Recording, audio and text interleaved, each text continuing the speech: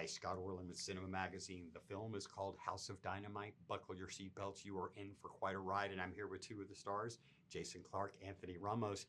We have all made decisions in our lives, and we think we're adept to handling that decision. Going through what your characters have to go through, is it a sigh of relief that you've never had to face anything quite like this? Yes.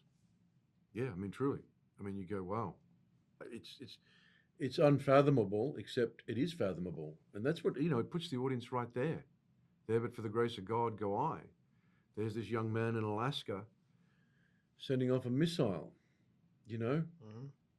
You go, yeah, you realize what is done for us free of charge, without us thinking.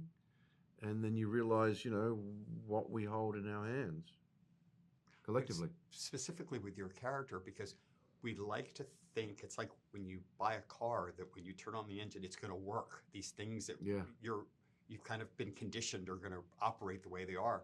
And I don't want to give anything away, but it doesn't. Yeah.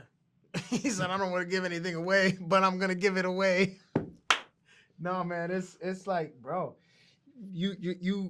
there's no amount of training, right, that you can do to prepare you for, well, these guys are prepared, but when something like that happens, when you're like, the thing that I thought was going to happen doesn't happen,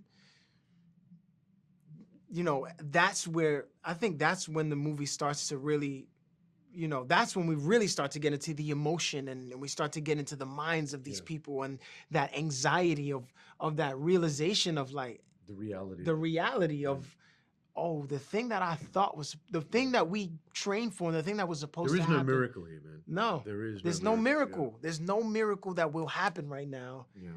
And how do we deal with that? Like what happens after that? After we realize that this is now our reality, and this is what we have to deal with. Well, part of that reality, what kind of was mind blowing to me, is that all of a sudden there's a hierarchy that picks and chooses who's going to continue after that. Your character is one of the people. They go, you get to come over here, the rest of you don't. Well, there's a system and it's in place. I think my character also, if he wasn't on that list, he would have watched them go as well.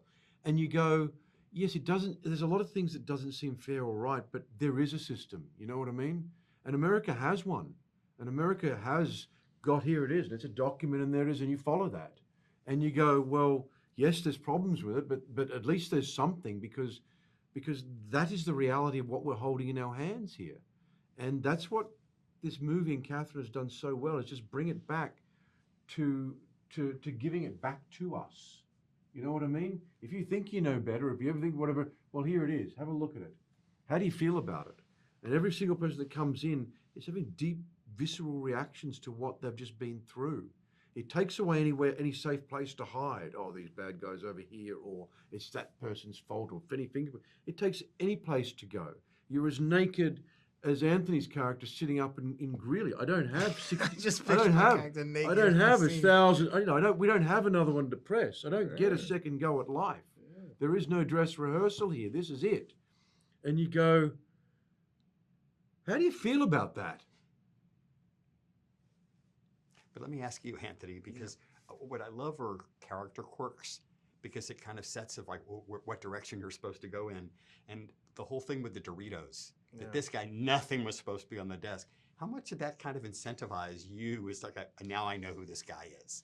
Yeah. Or I know someone like that. That was just like improv. I was just like a moment, that there was already a line about him cleaning some stuff up, but there was nothing really, like, we have to figure out what was he cleaning up, what was he eating, and also how did I want to deliver that line? And then it was also that callback where, again, that reality sets in where it's like, man, I was over here giving you grief about something as small as these chips, and now like we're dealing with this, and like I'm just like, hey man, dude, earlier I'm sorry about that moment, like what we're doing, like I'm sorry that I was even like stressing about that, and then that empathy right between the two where he says, hey man, she shouldn't have even talked, she shouldn't have treated you that way anyway, right? There's this moment of this small little nugget of human connection that we see, that happens in the midst of, we're like, hey man, we stress about the smallest things every single day. I love that.